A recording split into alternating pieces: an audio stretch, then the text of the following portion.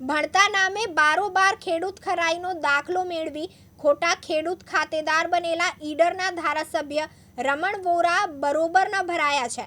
ખોટા દસ્તાવેજ આધારે રમણ વોરાએ મત વિસ્તાર ઈડર નજીક દાવડ ગામમાં ખેતીની જમીનો ખરીદી હતી.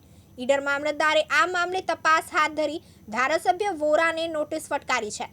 એટલું જ નહીં, તારીખ 1 સપ્ટેમ્બરે ઈડર મામલતદાર કચેરીમાં પુરાવા સાથે હાજર રહેવા આદેશ કર્યો છે. અમદાવાદના રહીશ રમણલાલ ઈશ્વરલાલના ભણતા નામે ધારાસભ્ય રમણ વોરાએ ખેડૂત ખરાઈનો દાખલો મેળવ્યો છે. ખોટા ખેડૂત ખાતેદાર બની રમણ વોરાએ ગાંધીનગરના પાલેજ ખાતે લાખો રૂપિયામાં ખેતીની જમીનો ખરીદી હતી. આજ ખેડૂત ખરાઈના દાખલા આધારે ધારાસભ્ય રમણ વોરાએ મત વિસ્તાર ઈડર નજીક આવેલા દાવડ ગામમાં પણ પત્ની કુસુમબેન વોરા, પુત્ર સુહાગ વોરા અને ભૂષણ વોરાના નામે ખેતીની જમીનો ખરીદી હતી.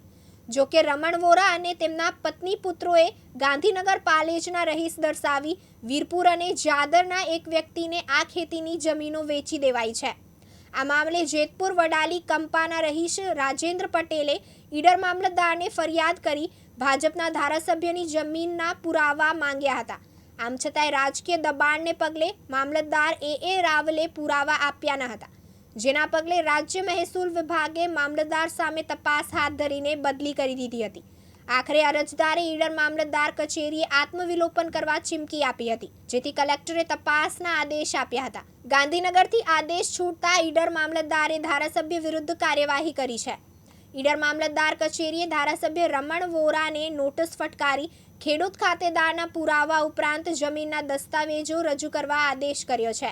ખેડૂત ખાતેદારનો દાખલો ખોટો સાબિત થતાં ભાજપના ધારાસભ્ય વિરુદ્ધ ગણોત ધારા અંતર્ગત કાર્યવાહી જ નહીં, દંડ ફટકારાય તેવી શક્યતા જોવાઈ રહી છે. ભારતસિંહ રાઠોડ, દિવ્યાંગ ન્યૂઝ, સાબરકાંઠા.